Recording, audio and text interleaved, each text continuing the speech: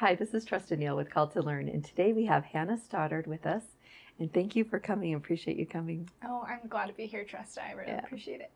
So we're going to ask her story. She was a homeschool child since you were young, and she's been homeschooled all of her life. She's now an adult, and we're going to talk to her about how she got started in homeschooling and why she's doing it and if she liked it. All right, so Hannah, how did you get started in homeschooling? Did you start in public school? I started, it was something of a private charter kind of a program that was associated with my dad's work. My dad did software, so I did that for kindergarten, and that was a very interesting experience, learning. And when I finished that school year, then my dad said, we're going to do homeschool. And my poor mom, bless her heart, scared, you know, just I'm sure like almost a lot of homeschool moms that I've talked to and consulted with, and so she's scared, trying to figure out what am I going to do, how am I going to do this. Young mom, I'm the oldest of 10, so I was the guinea pig to start out with. So but it was an amazing experience. So I think we did something a little different each year. We moved a lot with my dad's work, but always growing up, my dad had, ever since he was about 11 years old, he started studying Joseph Smith and studying the scriptures intensely. Really? Some Sundays he'd go in for 8 hours a day and just study. So he specifically only Joseph Smith, or just and everything all the presidents of the church. So like Joseph Fielding Smith's Doctrines of Salvation, Mormon Doctrine, Spencer W. Kimball, just studying as much as he could. Awesome. And so he drew from that a lot of principles where he was thinking. He's an out-of-the-box thinker, so he was like, how are we going to homeschool our kids or home educate them? Yeah. What are we going to do, and how can we do this right? And so from that, we drew out some principles that we practice in our life, and I really feel so grateful for all of the principles that came through the restoration and came through the scriptures and could be found. And so when we were young, one thing that my dad always felt was important was that everything was practical. So for English or for language arts or reading, he had us writing plays about family history stories. Wow. And so we could learn how to write the plays. He'd have us send it off to, I did one and I sent it off to my uncles to get critiqued and analyzed. I think I was about 10 at that time. Wow. And then practice acting. How are we going to do this? And then he was a software developer. So he said, you can learn all the math principles doing software.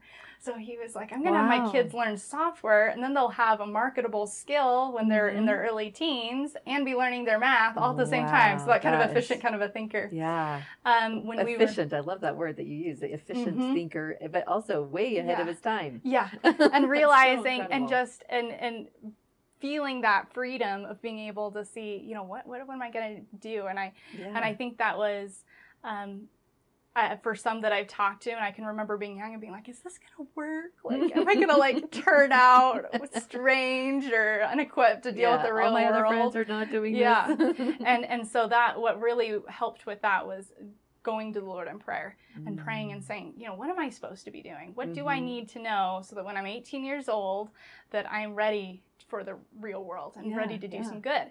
And so we did everything as a family all together. So when I was about 13 years old. Tell us about the answer to your prayer. Did you receive the right answer? Yes. Okay. Obviously, so let me tell you that story. Okay. And then I'll go back. So when I was about 12 years old, let me start back just even a little bit more. So when I was 11, then my dad, his software company, we lived in Colorado, and they shipped the company over to India. And our family was not moving to India. So so he's now looking for new employment. And the situation, basically, he was asking kind of, what should I do? Yeah. What does the Lord want me to do now? Do I just go get another job? And the Lord said, do video. Wow. And my dad is sitting there going, I've never touched a camera pretty much in my life, besides, you know, at the zoo, like taking a few pictures of those old cameras that you take into Walmart to get developed, and, you know, not the digital age before then. So my dad's like, how in the world am I supposed to do video? Yeah. So he was studying out, do I have to go to film school? And if I do, what film school? And they're all so trashy. He was like, I really don't want to sell my soul to do video. How do I do this? And so he started finding online tutorials and doing them at home. I can remember coming home from the park, and he'd be in there in our family room studying, and he's like, this is how you do J cuts and L cuts, which if you've done video, then you're going to be able to understand what I'm even talking about. Yeah. And then it's something else that my dad felt was important is that anything that the Lord asked him to do was a family a family business, a family project, a family mission, a ministry. And so I was the oldest, and so he would have myself and my brother and my sister, and he'd be like, I want you guys to learn this too. Here, let me sign you up on a computer and get you your account. You learn how to use Photoshop. You learn how to use Premiere Pro. We were using the Adobe suite. And that was very fun as a child to think, wow, I'm going to do adult things, you know. That must have been, yeah. But then my dad would bring in the point of saying, we're doing this to do good. We're doing this to serve other people. So we did the first documentary in 2007, Creation and Evolution, A Witness of Prophets. So that was the first film that finished, and that was such an exciting day when we brought the big box of DVDs home from the DVD replicators, and we're like, this is real, and then we're thinking, now we got to set up the website. Okay, zionvision.com. Let's figure out how to do the website, and my dad would have us doing that with him, helping a lot. Very cool. And so then we continued on to do videos. We're now on our 8th or 9th video documentary, and the fun thing is, my dad would always stress excellence. He was like, we're going to do a good job. I want this to be just as good as Hollywood. Wow. And so, and by God's grace, it's not anything to do with us. That's one thing that if anyone's feeling scared, you know, getting into homeschooling, and they're like, I don't know. Yes, you don't know how to do that. You don't know how to homeschool. Yes, we're right there with you. That's where God comes in, and he makes more of you than you could ever do on your own. Awesome. So feeling that empowerment and realizing, you know, you can do this with God's help. You can build the ship. I love the story of Nephi building the ship. You can do it. But awesome. So as we began working on these different videos and websites, and it turned into now there's about 10 to 11 different websites that the Joseph Smith Foundation runs. The Joseph Smith Foundation is our family organization. So there's about 10 to 11 different websites. We have websites on faith crisis, trying to help people that are going through faith crisis with church history. We have education resources. We have scholarly articles. And so that's kind of my job, is kind of managing that, making sure things are flowing. And then we do the documentaries. But one important experience, you were asking the story. Did I get the answer to my prayer? So when I was about 15 years old, I remember 15 being like best year of my life, like up to that point, because that was when I finally started clicking that I had a cause. God wanted me to do this, and I was on fire. And but I remember there were some people that were kind of critical of our family and being like, why are you doing this? And this is, you know, just different things. I'm sure a lot of people can relate to some well, if you're in the homeschooling world, for sure. You're kind of weird, like, what are you doing?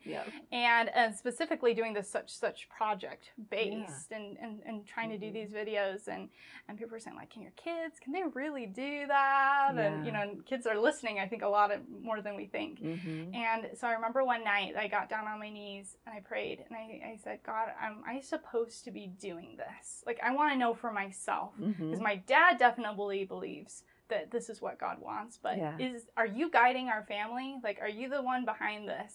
That's such a great insight. Wow. And I got the answer that I was looking through, and I knew without a shadow of doubt, the Lord was like, yes, you are in the right place. Awesome. This is your cause, and that gave such confidence and such peace to be able to know, you know, the Lord is watching, and the Lord is involved. And I think if every child can have that experience, then it does far more than any kind of self-esteem program you can imagine.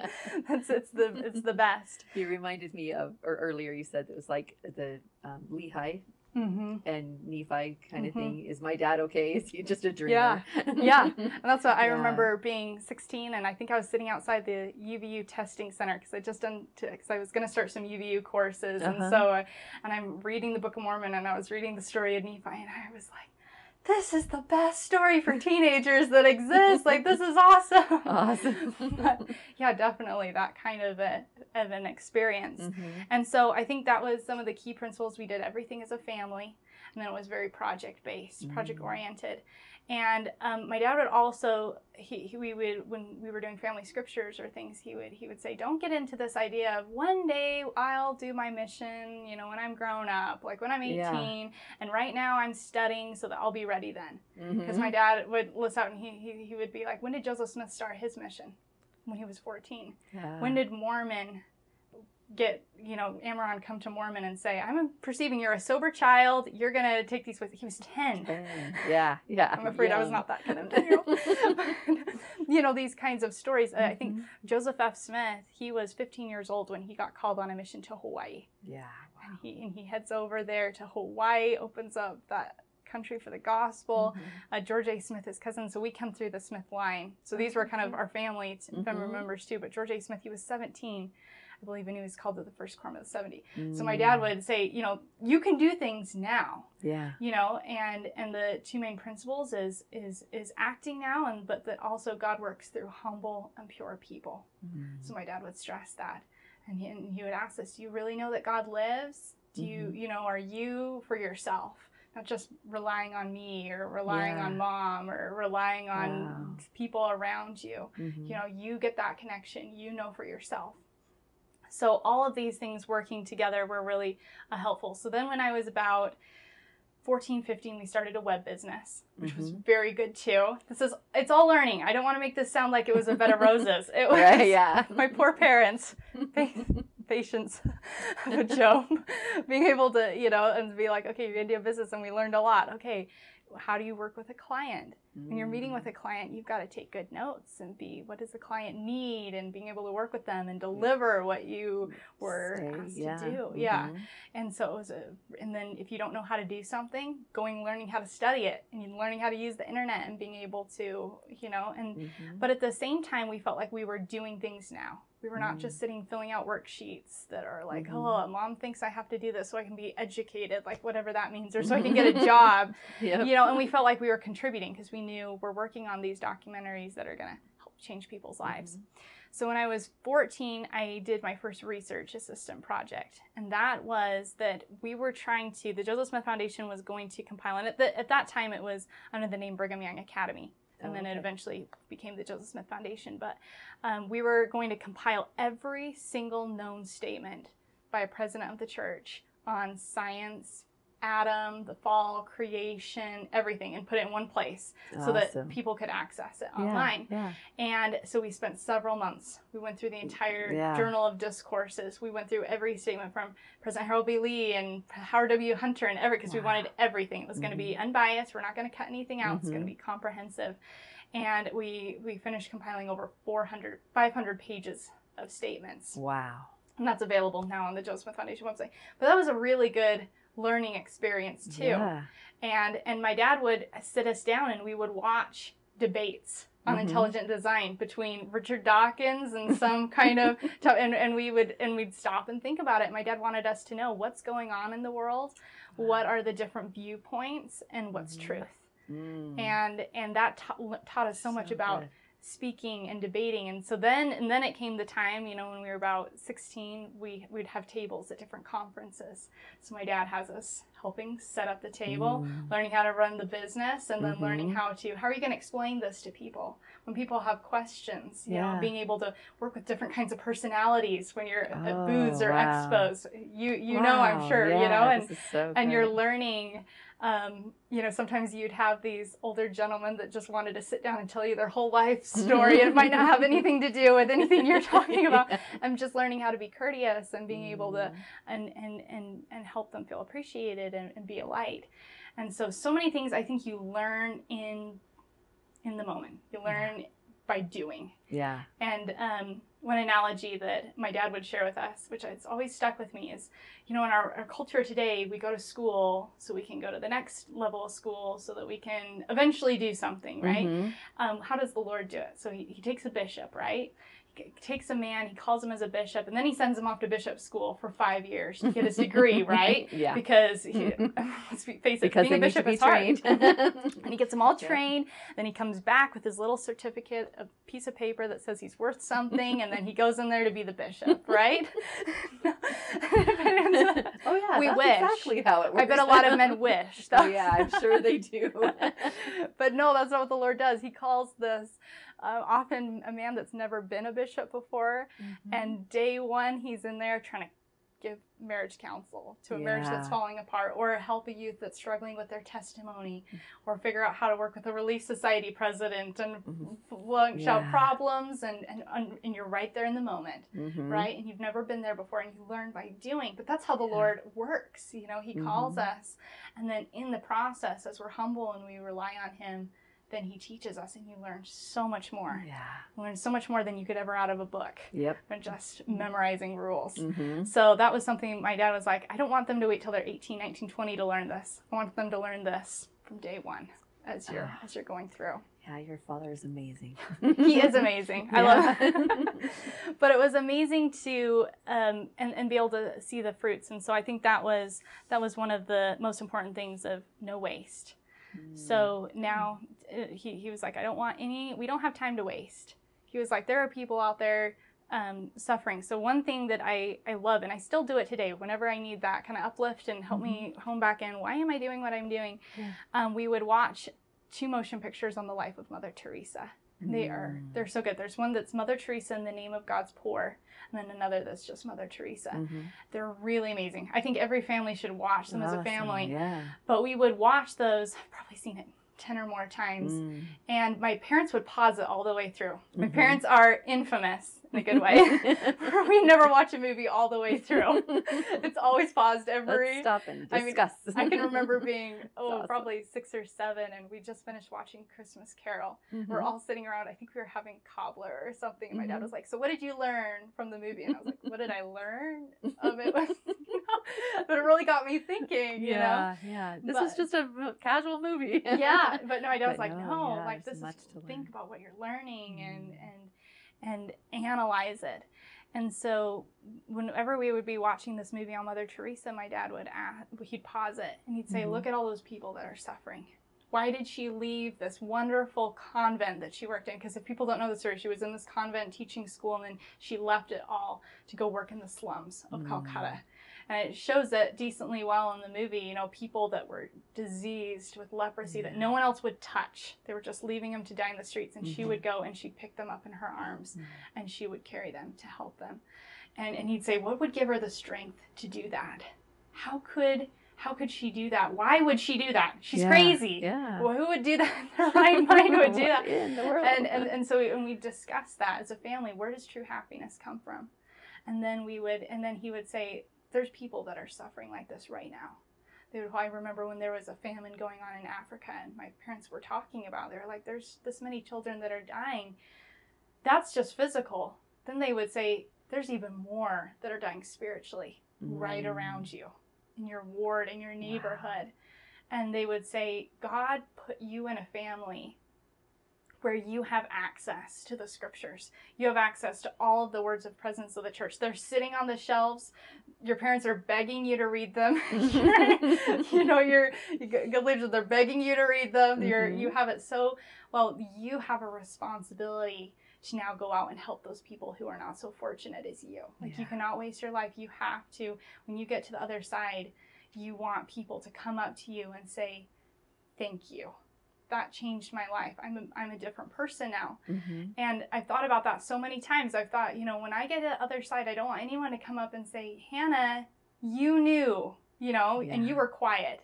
You were sitting there and we were all discussing something and you knew the answer to the problem and you were quiet because you didn't want to be weird. Or you were quiet just because you wanted to do something you wanted to do, you knew. Why did you not tell me, And I was like, I don't want anyone to say that. I want the opposite. To be true, I want my life to count for eternity. And that was a focus of our education. So it was, don't stress about which curriculum you're using. Don't stress about, just, is your family on a mission for God? And are you producing things today, right now? And every member can help. That was another family rule, is that Joseph Fielding Smith in Doctrines of Salvation, he said it was a law of heaven that God never does anything for us that we can do for ourselves. So my dad puts that into practical implementation at home. So we've got the little 5-year-old, and my dad's like, you know how to do the floor. So I'm not going to do the floor for you. Mom's not going to do your floor. You can do the floor. And Mom's not going to be in there cooking meals when she shouldn't be. My mom still sneaks in there a couple times. No, but you know, but I can remember when I was 11 or 12, and my dad was like, "Hannah, you're gonna take over cooking all the meals now, Wow. because you can do that." God never does anything for us that we can do for ourselves. But one of those family statements. Yes. I didn't know it came from Doctrines of Salvation until years later. I was reading. I'm like, funny. oh, it's not He just was my quoting dad. somebody. Yes, I was quoting a president of the church. That's funny. But you know what made that is that we always knew that we were contributing. I think that sometimes children can feel like they're a drain on the family. I remember the first time I went to Relief Society. And I was sitting there in the back, and some women started ragging on their teenagers. They were such a drain, and then they started ragging on their husbands. And I remember sitting there in shock, because I'd always grown up in a home where, you know, children are an asset and they're valuable, and you guys can help us. Yeah, you know, I can help my dad when I'm 11 and 12. I don't know how much I was actually helping, but hopefully a little bit. You felt needed, though. Yes. That's the important part. And I felt needed by my parents, and I felt needed by the world, and I felt needed by God, that God had a work for me to do. And however much little I could do, even in the little things, cleaning the bathroom, they'd say, when you're cleaning the bathroom, you're serving God. When you're cooking the meals, you're serving God. When you're babysitting, you're serving God just as much as any CEO out there is, you know, if you're where the Lord wants you to be. Wow. And that really helped. Kids love to help. They love to do things. And to them, when they first can unload the dishwasher, they think that is the most awesome thing in the world. They do. Yeah. And right when it's starting to rub off is right when they get old enough that they're ready for the next job. You're like, great, you can now start cooking. We'll have brother number 2, number 3 come up and start doing it, you know? And then when everyone feels like they're contributing, they feel like, you know, we're working on a project together, and we all put in effort and made this happen. And it adds meaning and purpose to life, which I feel is very important. It's awesome. Incredible. So other things that your father taught you, or your mother, that you did as a family? That's a good question. Well, one thing they taught us was the importance of skills. I think that's very important. So I was always a reader, and I always enjoyed music and those types of things, but my dad would push us to be well balanced, or he would say, you need to learn some software, learn some video, learn gardening, learn, and again, he was always thinking, how can we do this? How can I teach my kids in a way that's going to help other people at the same time? Wow. So when we have an 11.5 acre down in Sanpete, and so you'd think, oh, family's learning to, you know, become self-reliant, learning skills, they'll just go down there and do that. Not my dad. So he's like, we're going to start a business. He's like, we're going to start a business called Highland Cathedral Estate. And what we're going to do is we're going to import all the different kinds of perennials and plants that can grow in our climate, and we're going to grow them and build a place where families can come, disconnect from their phones, disconnect from the internet, and come into nature and spend a weekend, like a family retreat. And they can walk through and they can see goats and help milk goats and feed chickens and pick the berries and see, oh, this is what works, and get inspired to go home and start their own little self-reliant project, you know, whether they have a half an acre or an acre or whatever they have. And then he's thinking, all these foods are so healthy for people. Like, let's do baskets that we can take all through Utah County and deliver to people's doors. Like, you know, so which then added even more meaning, because you felt like, I'm not just doing this for myself. I'm doing this that it can help someone else. Yeah. Might take a couple of years. We're still working on it. But, you know, be able to add that kind of purpose and meaning again. Yeah. How incredible. So. Yeah. So how do you do it all? Like, you're farming, you're doing barns and chickens and dogs, and now you have software, and you're doing documentaries, and how have you? I would say, is there a system in place that you can get it all done? I would say the number one thing is help from the Lord. Like, at the end of the day, it is impossible. And I can remember when we first started doing documentaries, when I think 17, 18, 19, when a couple more of ours came out, and people would come, they're like, oh, I can't believe you can do that. You guys are just so lucky, kind of born with that gift, you know? And we were always like, You know how many years are behind this? We'd always laugh when we were, would always, because we'd say, trust me, if you knew the health challenges, almost every single person in our family, we everything from autism to cancer to different kinds of autoimmune disease to this day. Crazy stories going on all at the same time. We are like a normal average family. We've got all different personalities. We've got we've got kids that have Laman and Lemuel moments and kids that have Nephi moments. Like we're real. Yeah. But when you get down on your knees and you pray and the Lord gives you answers. This is how to do this. This is how to do that. And like you said, just trying to be efficient and always thinking, what's the best thing we can do right now? Yeah. Awesome. That's fantastic. So Hannah, could you give us some specific examples of how you've done projects in your family? That's a really good question. Very good question. So we started initially doing video, and then my dad had this vision of, what if we had an online website that was completely free for homeschool families that they could find. He was always thinking, how do we do better? He's always thinking that way. So Wikipedia, right, is where a lot of people are turning for their information.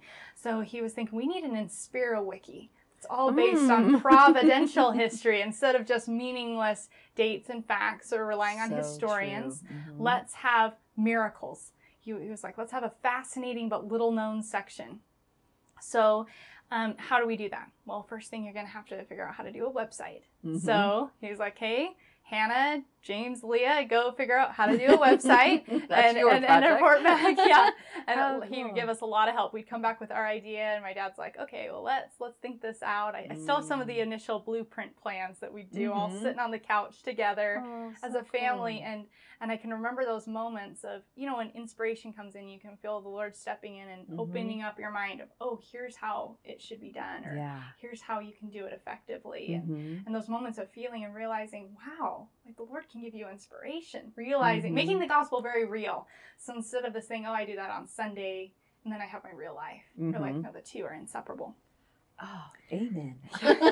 Thank you for making so that important, statement. isn't it? It really is.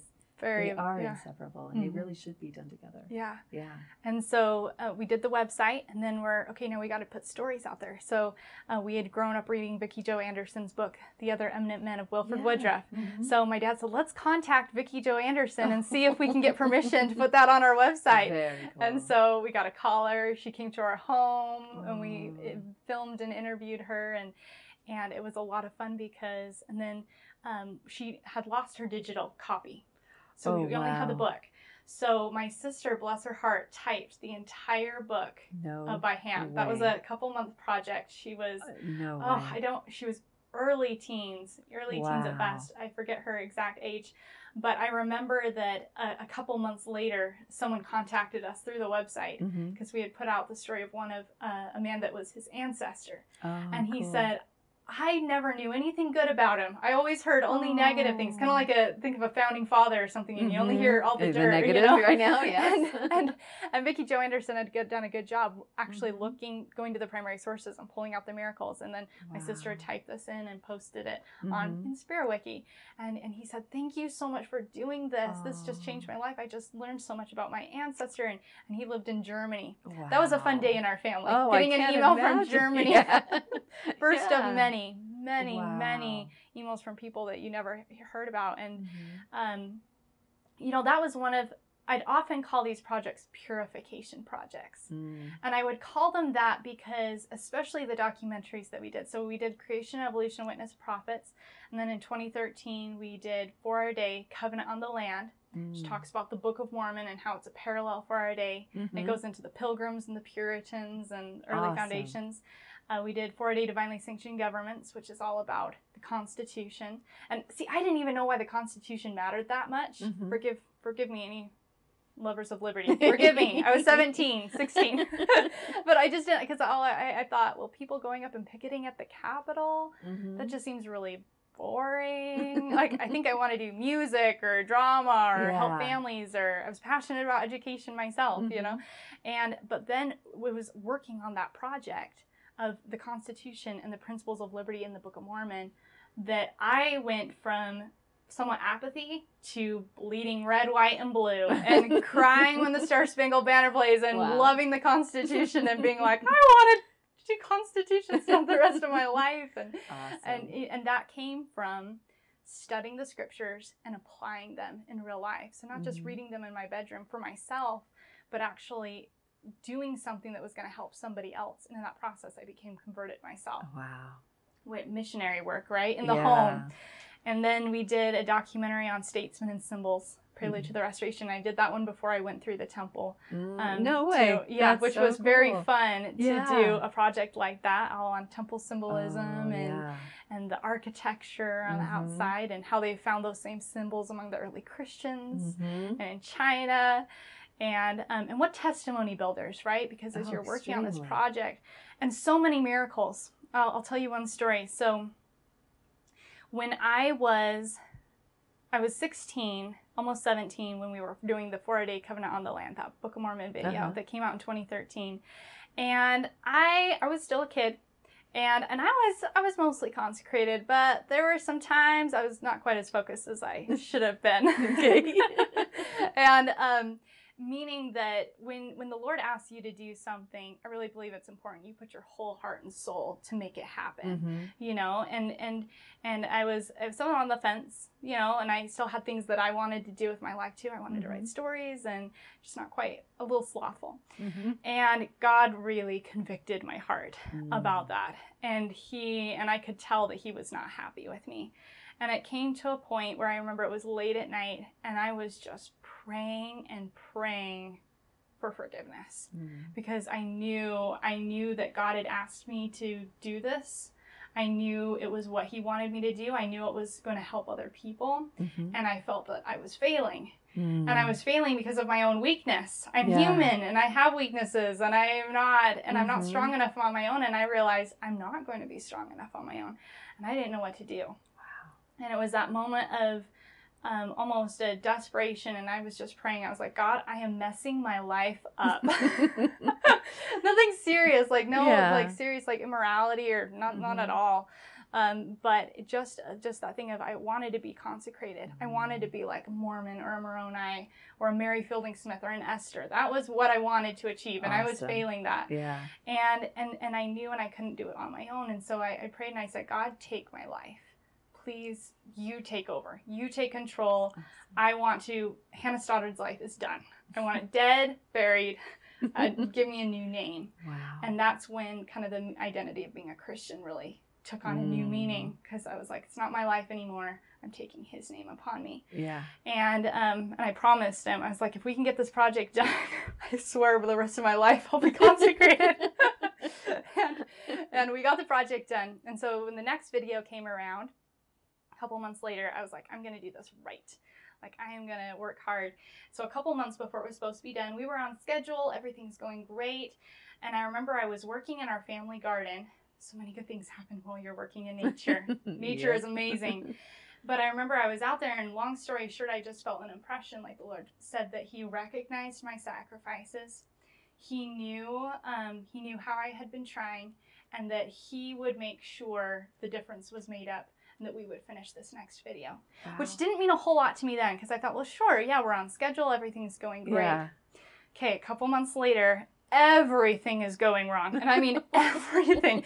Got to the point where everyone on the project, we were like, there's no way we're going to do this. Like, there's no way we can have it done by the deadline. Just forget about it. We'll just, have to call up and say, we're not going to have it done, and it will be late. And I remember sitting in our office, and my mind went back a couple months before to that experience when I was working in the garden, and I knew I had done what the Lord asked me to do, and so I had confidence the Lord was going to fulfill his promise. And I knew we're going to get this done, even if it seems absolutely impossible by all. And we got the project done. Wow. And that project, even today, just actually a couple months ago, I found somebody said, I had a life-changing experience with that video, and lots of different stories. And I always go back to, it pays to do what the Lord wants you to do. Yeah. And you can be 16, 17, you can't do it on your own. Yes, you're right. I couldn't do it on my own. Yeah. But with the Lord behind you, you can do absolutely anything he asks you to do. And it makes a difference. I remember one video we did, and I had to choose between going on a trip back to the UN, which was really exciting for me. Yeah. I was like, that would be amazing. I think I was 19, and I was invited to participate. And but we knew with a deadline that we'd either have to finish a video, or if we wouldn't be able to finish this video if I did go back on this trip. There just wasn't enough time. And my dad kind of left it in my hands. He was like, you just decide what's the right thing to do, because it's hard to know, you know. And I remember praying, and I felt like the Lord was like, this video is more important, that you need to do, we could finish this video, which was a little bit hard, because I was like, oh man, this could be the trip of a lifetime. What an opportunity that is. But I knew for me that I was supposed to finish this assignment, and so I decided to finish the assignment, and that video actually ended up bringing several families into the church. And every time I go back, you're just praising God, because you're like, it's not through our own strength, on our own. And I keep thinking of the scripture where it talks about the weak and the simple things. That's how the Lord changes the earth. It's those people. That's why I call them purification projects, because you continually get pushed to your limit. And I think every homeschool family is a purification project. Every mom going through that, you are going through a purification project, and you get pushed to your limit all the time. And you get to that point where you know the Lord's like, humble yourself, pray, purify, and then he steps in and makes miracles happen. And it's all for our good. I'm so grateful for every trial I've ever gone through, every moment of hard work. It's almost like nothing. It's like, of course, that's more than worth it. So yes, documentaries. We did one project that was called Zion Tube, where we're again thinking, everyone's going to YouTube. There's so many good videos out there. And a lot of them are on YouTube, but YouTube is really trashy. And a lot of people, myself included, don't want to spend a whole lot of time searching through the junk. So we thought, what if we made a movie database where we embedded all the good movies on YouTube, other video sites, into one website called Zion Tube, where families could come and find it. So they're looking for good movies, and they can search by history, science, government. So say they're studying the Constitution for homeschool. They can say, what movies are out there? Because my dad would always say, because he would taught high school when I was little, he had read a lot of books on Gandhi, but he'd also watched a movie. And to this 20 years later, he can remember the movie, but he can't really remember the books. Movies stick in your brain. So movies are a powerful tool, good movies, to teach children. And so that was a project, just thinking, I think, just recognizing, looking for needs in the world. You know, if a family's wondering, how do we get project-based? Just look for needs. I know there was one family that shared with me that they just took a piece of paper and they just started writing out as a family needs they saw in the world, problems, things that needed to be fixed, changed to get to a Zion society. And they were not LDS, so we can do this even better with the restoration. It'll be even easier. And then they got down as a family and they prayed and asked God, which of those issues on that list do you want our family to tackle? Which one did you send our family down? You put our family together. You put all of us as siblings together. People say, oh, you can't choose your family. Yeah, but the Lord chose your family. Yeah, for a reason, with all of the personalities. Yeah. Right. And so saying, God, why did you send our family down here? What are we supposed to do with this? Yeah. And the Lord will answer. I can promise. I know that he will. I know from personal experience. And there is nothing in this world that's more satisfying than going to bed at night tired and exhausted, but knowing that the Lord is pleased with you. Yeah. So much peace with that. So much peace. Now, there's something you mentioned earlier in this, is that they're so intertwined, the gospel and schooling, learning, academia, right? They're so entwined. Is there a way that you could teach us, how do you keep that intertwined? That is how did your family, how do you do it personally? Yeah. Well, one thing, I'll say what my parents did not do, and then what we did do. Okay. So one thing that we did not do, and it would always bother me when I was older because I thought it was fake, is, okay, let me tell you a story. Okay, so I'm 13 years old. Okay, now you've got my curiosity. Yes. So I'm 13, I think I was 13 years old, and I was on a youth committee for our stake to kind of pick the stake youth activities for the next year. And so I'm there with youth from all over different wards in our stake.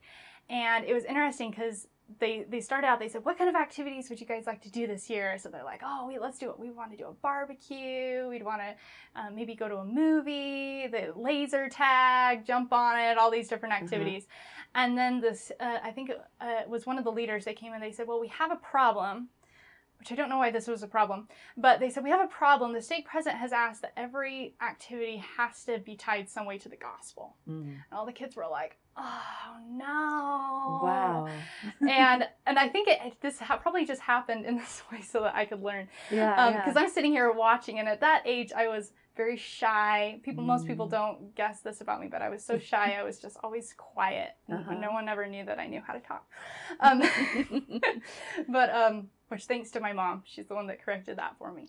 But so I'm sitting there just watching, but I love to watch people. I still like to do that. I'm sure a lot of people do. You like to watch, and why are they doing this? And what are they thinking?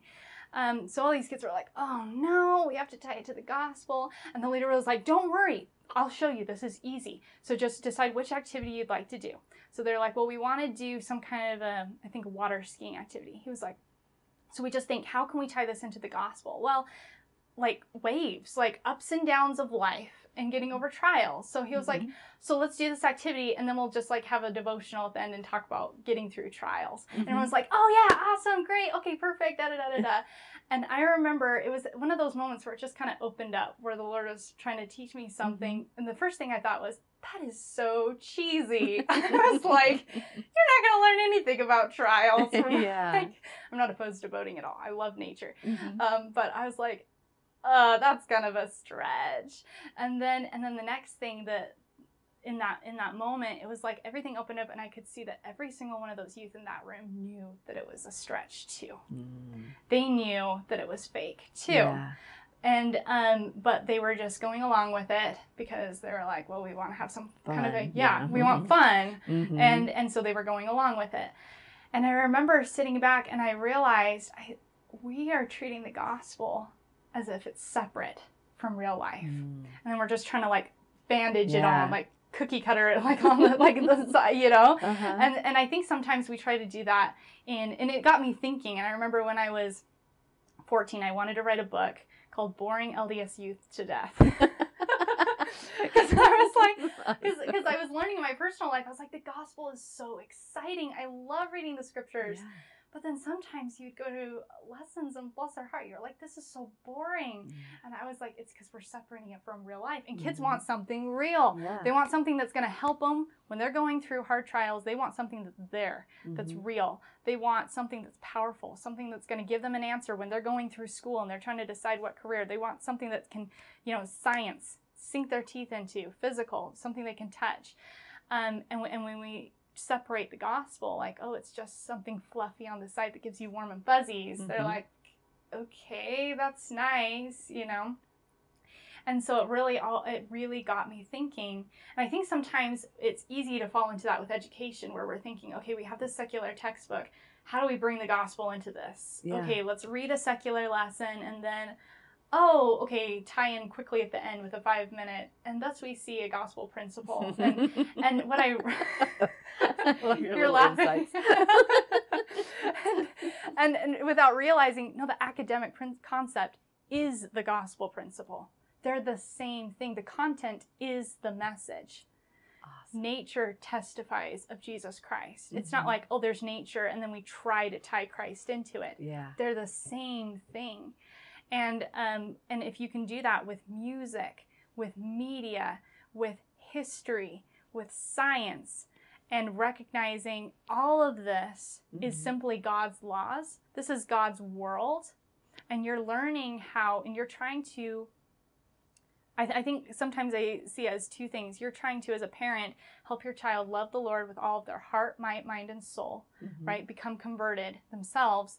And then also we've been commissioned in Scripture to go out and make disciples of all nations. Go ye into the world and teach all nations. That's everyone. That's Japan and China. And so, when we were growing up, my dad, that's how we would learn about different cultures. We would talk about Islam. What do they believe, so that we can do missionary work? Awesome. What do they believe in their Chinese history that actually testifies that the Bible is true? In China, they say the two founders of China came out after the world was destroyed by a flood, go look at those tapestries of Fushi and Iwa. Mm-hmm. You're going to see some very interesting symbolism there Wow. that ties into the restoration and even to our temples.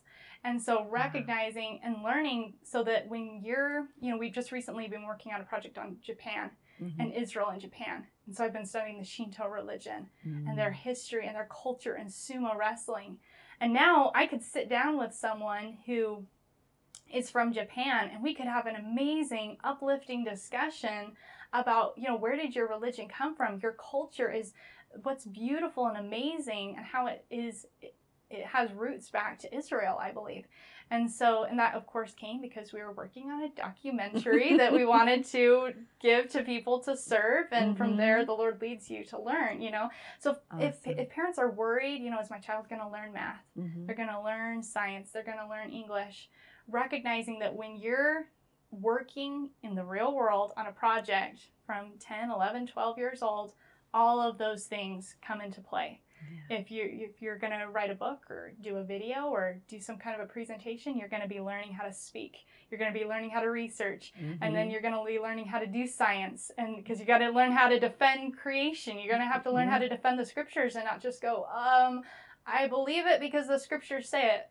Okay, Mm-hmm. Paul says be ready always to have an answer for the hope. So if someone asks you, why do you do what you do? Why will you not listen to this music? You can explain, well, this is what the presidents of the church taught and the kind of music we should be listening to.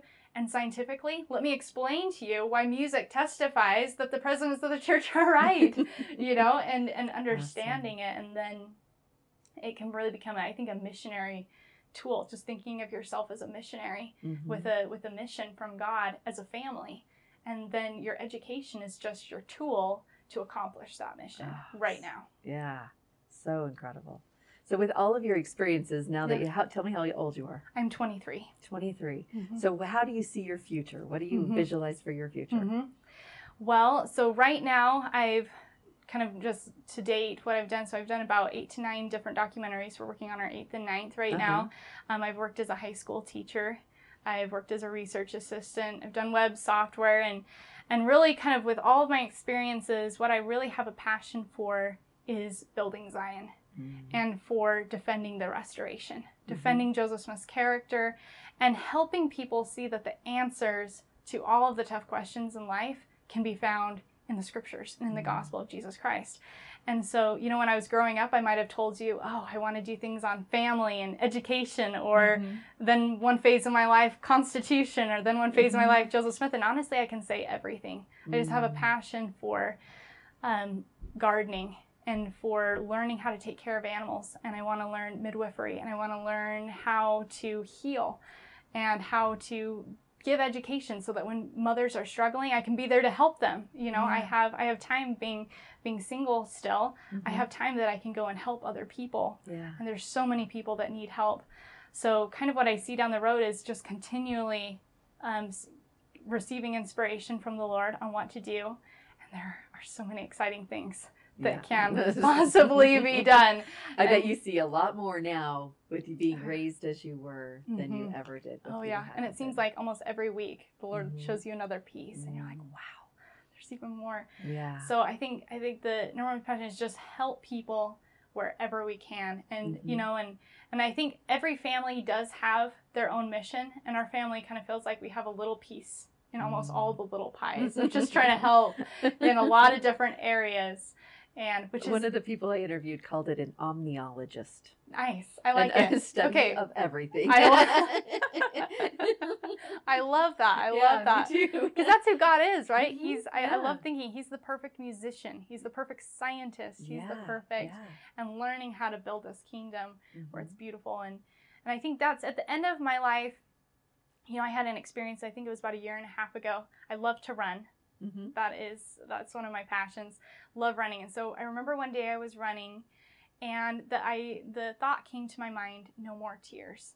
And the millennial promise that the Lord made that in the future He's going to wipe away all tears. And that hit me because I'd been thinking a lot about so many people that were suffering. There were so many I have so many friends that were either going through depression or mothers that were frustrated or having a child that was going astray, someone losing their testimony. I just see so many tears in the world. I see Christians in North Korea being persecuted. I see freedom being lost. I see people suffering from health, cancer and other, just so many tears. And I just felt like this call, work until there's no more tears. Go out in the world and try to solve these problems. And I'm only one person. I'm not going to do everything. I'm not going to try to do everything, but I'm going to do everything that I can. And I know that if every person just does everything that they can, that when they look back at their life, they'll realize the Lord did more with their life than they ever dreamed possible. It's true. Hannah, thank you for being here. Thank you for sharing us with your story. Tresta. I have learned a lot. Yeah, I, as a mom, has already raised most of her children thinking, man, I could have done this better. What makes you feel better? We have those moments almost all the time, daily. Yeah. But it's inspiring, and I really admire your parents. It's really great, and I admire you for just taking the reins and for getting a testimony that you did, and for sharing it with me today. Oh, thanks. Thank you. I appreciate it.